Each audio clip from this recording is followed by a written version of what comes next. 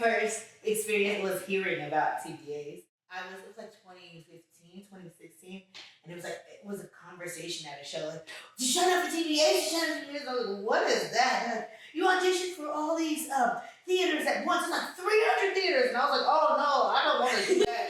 So I steered clear of that. I was terrified of that. Hello and welcome to TBA Unscripted, where we take you behind the scenes of the Bay Area theater scene. I'm Fenton, Executive Director of Theater Bay Area, and today we're talking about one of the biggest audition events of the year, the Theater Bay Area General Auditions. These auditions have been a key part of our ecosystem for about 35 years. And the very first ones were held in February of 1990 in response to requests from our membership. We did take a little pause during the height of the COVID pandemic, but we were very proud to relaunch the TBA General Auditions in 2024 and continue to build upon that success this past February. This season, nearly 800 actors applied to have a chance to audition, and I really wish we could have seen every single one of them. But over the course of those 2 days, 250 of those dynamic performers were given a chance to showcase their work in front of an auditorium full of casting professionals representing about 60 different theater companies around the region. But what really happens on the other side of the casting table? What are casting directors looking for, and how do they process all of that talent that they see over those 2 days? Today we're pulling back the curtain, and if you're an actor thinking about auditioning in the future, stay with us, because at the end of this episode, our panelists here will be sharing some of their best advice for making the most of the general auditions. Now I'm thrilled to be joined by an incredible panel of guests, Nikki, Zoe, and Phaedra, who experienced this year's auditions firsthand, and I'll let them introduce themselves. Hi everyone, my name is Phaedra Tillery-Boughton. I am an actor, writer, director, teaching artist here in the Bay Area. I also am the casting manager for San Francisco Bay Area Theater Company. Hi everyone, I'm Zoe Chien. I am an actor, a casting director, a theater producer, teaching artist here in the Bay Area. I'm also the casting and producing director at 3 Girls Theater, and I'm a Playground company member and one of the associate producers this season. Hi everybody, my name is Nikki Meñez. I use they, she pronouns. I wear a lot of hats around here too. I'm a director and producer about town, do a lot in the indie theater scene, but my primary home is at Z Space as the curatorial director. Let's start talking about everyone's first experiences with the general auditions. Actually, I never auditioned through the general auditions myself. So my first experience with the generals was last year, on the producing side of the table.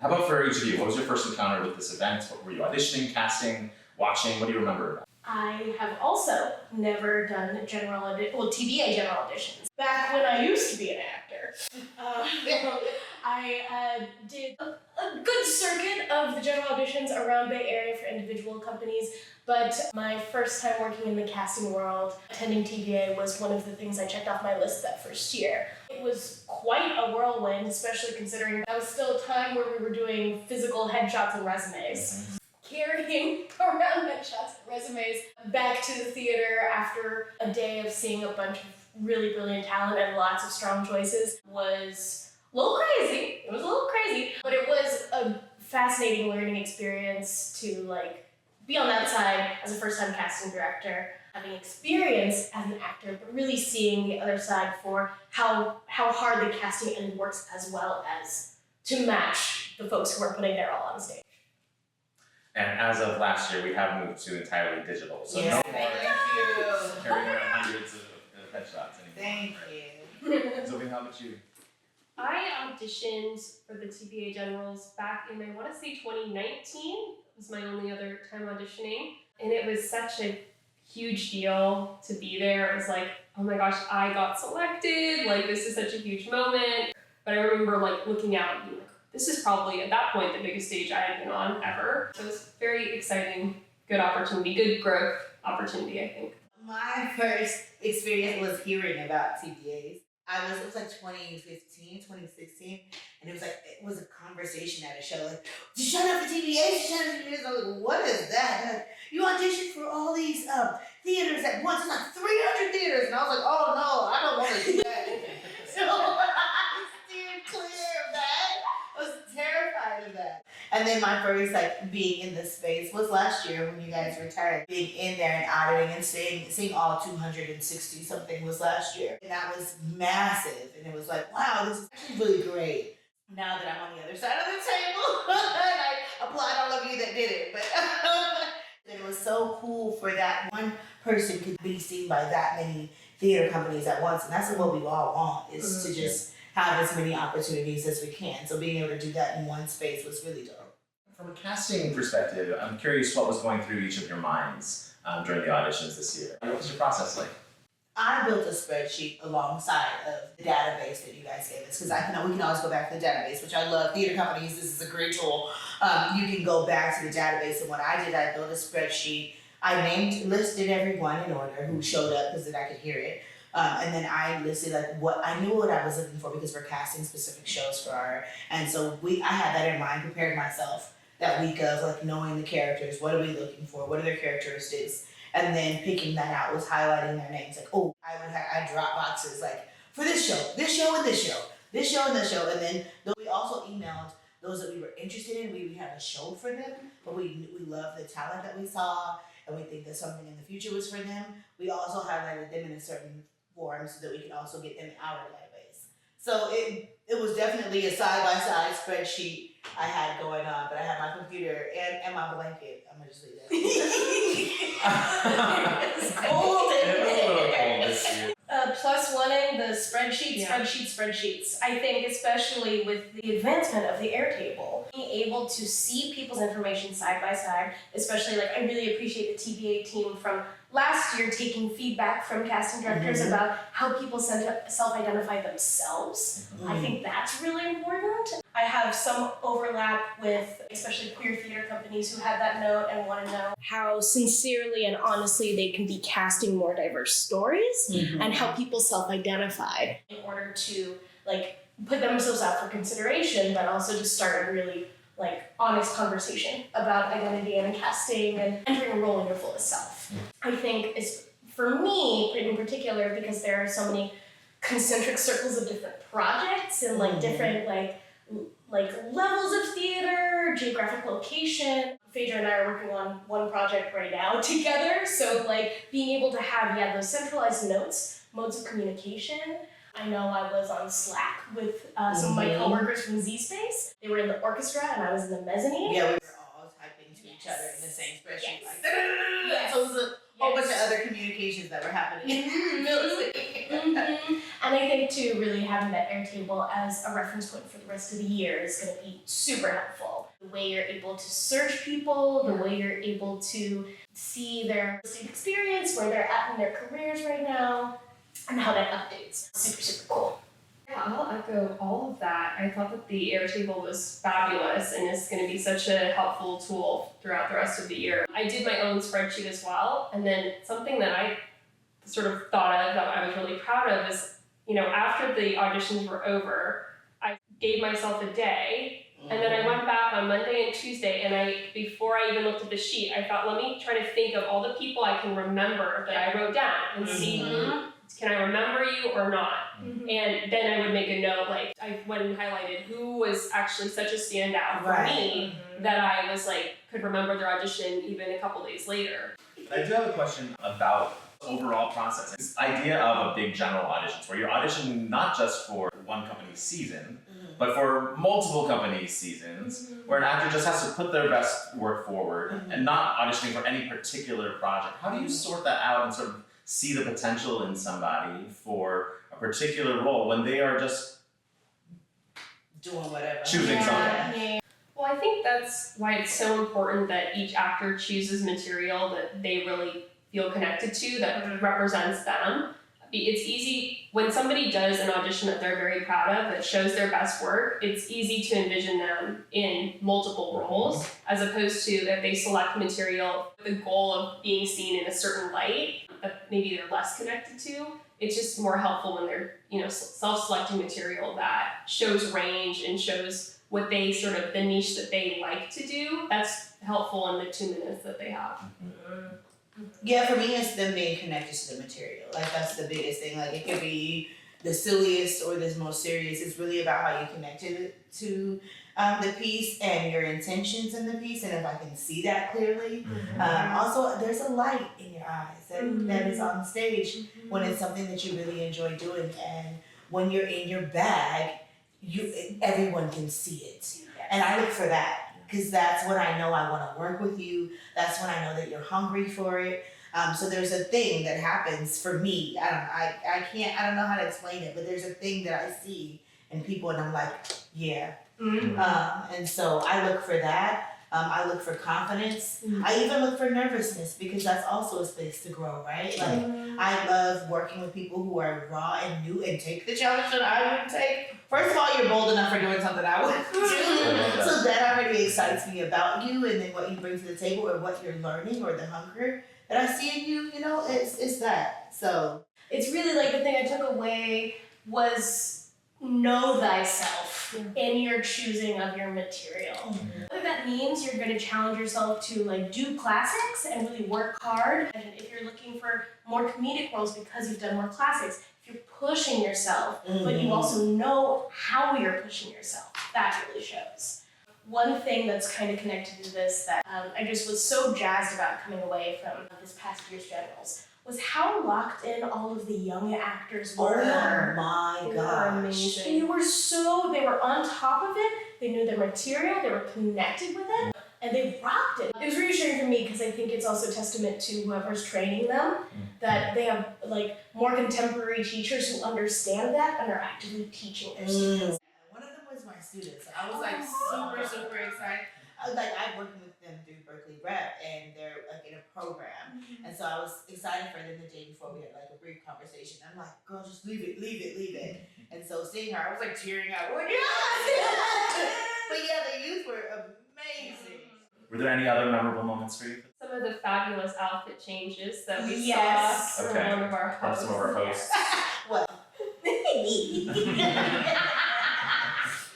That's actually a great segue, Phaedra. You were one of our hosts. We Yeah. had 4 fabulous hosts, kind of keeping us on track. What was that experience like? I always like hosting. I love hosting. I love keeping the energy in the room, making people laugh, and because you see a lot of people one after the other, right? So like just keeping them engaged because the person who's the first and the person who's the last deserves your attention and energy and focus. So making sure that you're staying engaged the entire time was kind of like my goal. Specific statement to every one of my groups was time to shine, and they all went, oh. And I'm like, yeah, it's your time to finally shine and show what you can do. And that was almost like an icebreaker for them. Because we always feel like this before auditioning, especially in that space. So it was important for me to make sure that everybody laughed before going on. So I loved being that part because that's where my heart lives. I'm a little Care Bear. I'm sure all the actors that came through appreciate it. I got a few emails, I will say. Yes. You're such an important part of that process. So Thank you for doing that. Zoe, you had a special role this year as well. I think you were our one person who not only audited as a casting director, but also went on stage and auditioned this year too. What was that like for you? Well, firstly, I'm very thankful for that opportunity. I think it's really important to encourage people to be the multi-hyphenates that we are, and so to have the opportunity to act and audit I was just very grateful and thankful for that. It was a very good experience. It was really helpful to see what these actors were experiencing. To go from watching to then doing it myself was actually very helpful. Both, I think, it helped me as an actor and it helped me as a casting director to sort of understand the position that they were being put in. I think I can say this on behalf of all of us, and we're always rooting for the actors up there. Yes. So we're automatically coming in with a tremendous amount of empathy for every person that comes on. But what a unique experience to have that empathy like doubled and tripled just by actually going through it and be like, okay, that's what all these folks are going through right now. That's so cool. That's so cool. Would you do it again? Oh, I hope I can. Please let me. Very good. Nikki, you have a unique position in that you're casting for multiple companies and multiple projects often. So what was that like for you? I kind of have to think of the scaling of how I think about the different companies that I collaborate with and how they provide opportunities to artists in their own growth. Like for instance, with like the indie theater companies that I work a lot with and often direct with, I'm looking for folks who are new to the area, fresh out of college, who want not only something to sink their teeth into and to challenge them outside of their educational environment, but also like building community. When you keep growing, that scale keeps evolving with an individual artist. And so that's what I'm paying attention to when I'm looking at projects at Z Space, when I'm looking at ways we can also collaborate with other theater companies in larger scale projects. The casting culture in the Bay Area is in itself its own resource. Casting directors talk to each other. So actors, they do their audition, right? Casting, it doesn't happen instantly. What are the next steps that happen? Like, what is the journey that we go from TBA general auditions to the making of an offer? Oh, I can speak to that because I'm like right in the middle of it. So basically what I did was we held our own generals as well. So we hold those general auditions and then we go through and I go through that list and literally comb through it. Comb through my highlights, my notes, Rodney's notes, whoever's directing the show for that season, who's choreographing that show. We all have a conversation and we all compile that into what we feel is a callback list. Then we create a time and slots for callbacks, what materials we want them to see, or sides they want them to read, X, Y, and Z. That's sent out.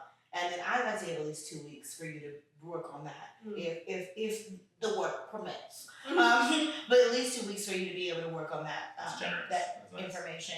And then we have a callback, and then sometimes we can cast from that, or sometimes we have 3 more meetings and 2 more callbacks, depending on where we at. But there is, it just kind of it shrinks and shrinks and shrinks and shrinks. So let's get smaller and smaller till we get where we at. So general auditions, whether it's a TBA or a company-specific general auditions, it's not the end-all be-all. It's an introduction. No. It's a first round. It's a very big introduction because we may not be casting, and that's the thing is that I have been pulling from last year's TBA spreadsheet all the way until now. So literally, Cuckoo Edible Magic came from some people who were at 2024's audition. So as long as I have access to that, I always go back. There's something to, when you have shows further down the line, there's either get them on the list and you tell them they're coming up, or you save them. And the contact list that you have for callbacks for like something in the fall is there for you to return to. The air table is there for you to return to be like, how do I remember this person? I wrote their name down, but do I actually remember what they brought to the table? In previous years, there have also been opportunities here and there to be sending out emails like, hey, I don't have anything for you right now, but you are amazing.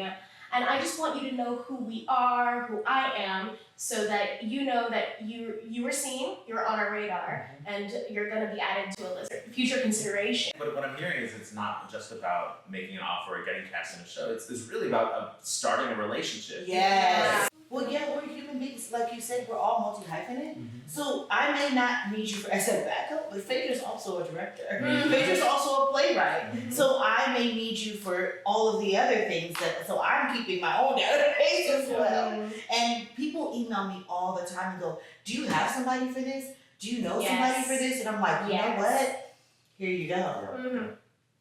I have also had the pleasure of running into actors who I wasn't previously aware of. I've literally run into them since the auditions, at other auditions, and been like, oh, that's you! Or somebody did a song in a monologue. I'm cast with them in something where they're a dancer. So I'm like, and they dance. Great. So you just start building that relationship and knowing people. And then the other thing I was gonna say is that even people who maybe are new and feel that their audition wasn't the strongest this year, the fact that they came, they showed up, and they put themselves out there, the growth that we will see now that they're in the community, you will grow and we will have the opportunity to notice that and see that. Yes. So I think there's no downside to having done the auditions, even if it feels oh, well, nothing came of it that I know about right now. There's always things going on behind the scenes where you're now on people's radar and a seed has been planted. If you could say one thing to actors who are thinking about auditioning next year, what would it be? To be themselves, find material that does speak to them as a person, and like you said, as something that they want to be a part of. Find a monologue that they're really connected to, and then reach out to me, reach out to Nikki, reach out to your community for feedback and have somebody watch it and give you advice. And then believe in yourself.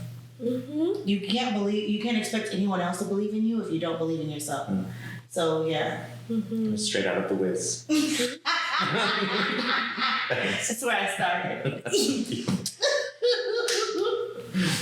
I would say give the audition that you want to give. It's so much less about who you think we want to see, and it's about picking material that says something to you. Like, what is the story that you want to tell? What do you want to tell us? And I think if you do that, then you can walk out with your head held high. Like, if you're true to yourself as an artist, everything else will follow.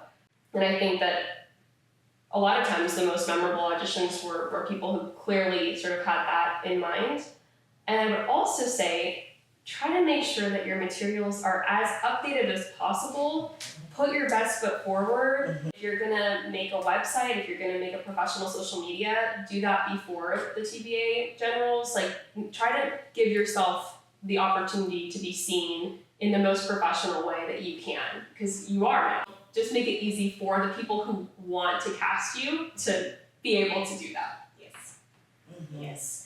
Yeah, just going back, I think it's all connected to know thyself. It's how you log into the material, how you're working with yourself to use the material as a platform to perform, not perform, be your best self on that stage. I think part of that too is like the work you put into that performance shows your work ethic as well, and being able to just to acknowledge that we see that, like how hard you're working, even if you miss a line, you just start and stop. If you collect yourself and go back into it, that tells us you're a hard worker. On the other side, make sure you do your homework, because sometimes you can tell if a monologue is being performed and you haven't read the play.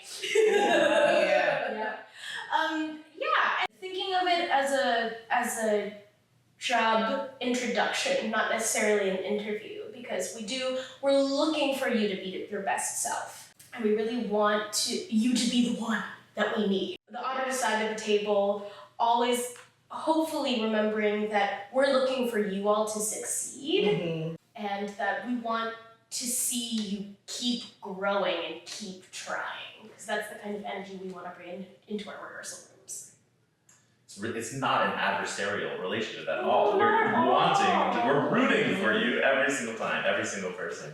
And what I'm also taking away from this conversation is it's your introduction. There are many more steps. The end of it might not be an offer of a role necessarily, but it is an introduction. Not right away. There are other steps to that process.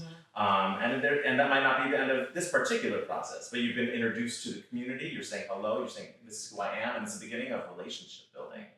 And that goes not just from the stage to the audience, but through the entire process, because like as you all just described, we're all of us play different roles in this community. You don't know who's volunteering, you don't know who's at the check-in table, you don't know who's ushering you down the hallway. So who's also on stage with you auditioning. Also on stage with you auditioning. So bring your best self in every interaction, and anytime you're doing something like this, or working in the community, right?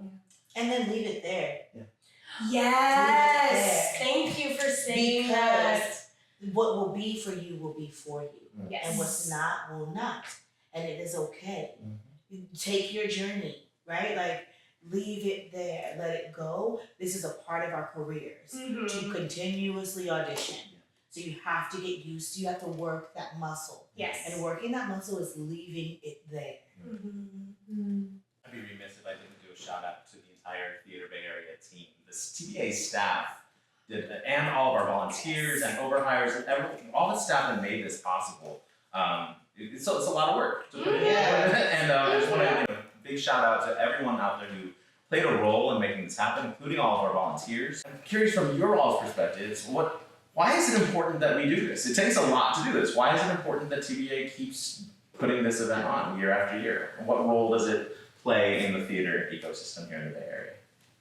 I think it's such a good opportunity for everybody, for actors and for theater companies, to have the opportunity to see so much talent at one time. It's a very efficient way to think about starting to cast for a season. I will also say it was exceptionally well organized, and I can say that both as an auditor and as an actor, that it was well hosted. It was well attended. So such a positive experience, and I think for a lot of people, whether they are new to the scene or a known entity in the community, it feels like a really good opportunity for them to either present themselves for the first time and get an introduction, or to show off the talent that we already know they have. Yeah, I agree. I think too, again, dovetailing off of what I said earlier about the casting community uses itself as a resource, being able to come together as auditors, sit next to each other, spend the day together, not only in a community sense, but also, if I'm looking at someone who I don't know, but I see they have like a credit for SF Backco or 3GT on their resume, I'm gonna text or email Phaedra or Zoe and be like, ooh, who is this person? Where did they come from? Because if I want to know more, I can use my collaborators in the audience with me as a way to be like, oh, I think I'm affirming they would be great for a project I have in mind for them. Yeah, the idea for me that comes to mind is community. I think that the Bay Area has a huge theater community that we don't really talk about, and that a lot of people are saying, well, go to, a lot of times, go to Broadway, and I'm like, you know what, we're creating that space right here where I can perform for my family and my friends and make a living right here at home. And it makes community here, and it lets actors know that there is a wide range of theaters that they can be a part of and that they can tap into to work on their art and their craft. But it also tells other theater companies, we see you. We're going through the same things. We're barely making it just like you. But I also, like Nikki said, when I can message and be like, hey, they were in your show. How was that room energy? Because that makes a difference. And then some of these also people only choose to do a monologue, and you're like, oh, they can sing. And then you see a song a show that they've done. You're like, oh, Nikki was telling you, girl, yeah, she can sing. Oh, girl, she can rap. You know what I mean? Like, you have those oh, what are you looking at her for? Well, she can do this, but maybe not that. And those create conversations in communities. The fact that Z Space and SF Backco are collaborating on a show, so we can afford to put on shows here. Yeah, no, it was kind of like a mini conference. We do have our annual conference every year, but it was 2 days that we all got to be together. And it really underscores how our community is both large and small. It's large in that, yes, we've got 200 theater companies under the TBA umbrella, 3,000 individuals. It's a sizable community of people, of theater makers, art makers. And it's also small enough that we can have these conversations, use each other as resources, and help each other through processes like these. Thank you. Thank you to all three of you so much for your time today. Before we end, I want to give each of you a chance to plug any projects that you've got coming up, whether there's something new exciting that you want to share with us. Actually, TBA Generals helped me cast a show that I'm directing with Awesome Theater here at Eclectic Box coming up in April. It's a new work by a first-time full-length scriptwriter, but very well-known stand-up comedian, Tirumari Jyoti. It's called The Future That Liberals Want. Resume building post-apocalypse. So I'm going to be directing that in April, May. We're also co-producing a show with SF Backco called The Day the Sky Turned Orange. We're in the callback process for that right now as well. And then Z Space is going to be doing a couple other co-productions. Some have been announced, some have been not. But another co-production that we'll be doing is working with Golden Thread later this year on a new world premiere called Pilgrimage. Written by Humayra Jazai and Bridget Portman. Yeah. A lot going on, Nikki. I am currently in rehearsals for Fat Ham that opens at SF Playhouse. Yeah. Previews start on March the 20th, and shows open on March the 26th, so we run all the way to April 19th. And then my play, Sister Friend, that I am writing, will have a stage reading of its entirety, Act 1 and Act 2, at Zacco Dance, which will be on June 21st. One of our other TBA members is the San Francisco Gay Men's Chorus. Yeah. Our big concert coming up our way. We'll be performing at the Curran Theater. Get our tickets at sfgmc.org. And I'd love to see you there as well. Well, that wraps up our conversation today. I just want a big thank you to our panelists, and a huge thank you to Eclectic Box for hosting us today in this beautiful space. And to our partners at ACT for hosting this year's general auditions, and also to the Kenneth Raining Foundation for their continued support of this program and many others that TBA does. Before we go, I do want to do a few quick reminders about what else is coming up at Theater Bay Area. All right, Lots of webinars ahead, including an actor's guide to agents Oh, with okay. I didn't Katie know. Cronin and Cal Brandt of JE Talent. They'll be hosting that webinar on Monday, May 5th. Don't miss that. Check out our website, theaterbayarea.org, to register. Also coming up on Monday, April 28th, is our annual TBA Spring Soiree. There are a limited number of discounted tickets available for TBA members, so get those now. If you're not a TBA member yet, now's the perfect time to join and get access to all of these resources and these ticket discounts. Finally, keep an eye out for more information about our upcoming fall conference. We've got some exciting things planned. Yeah. Thank you again to all of our guests, and a huge thank you to you for tuning in and for all you do for our community, and we'll see you next time. Bye.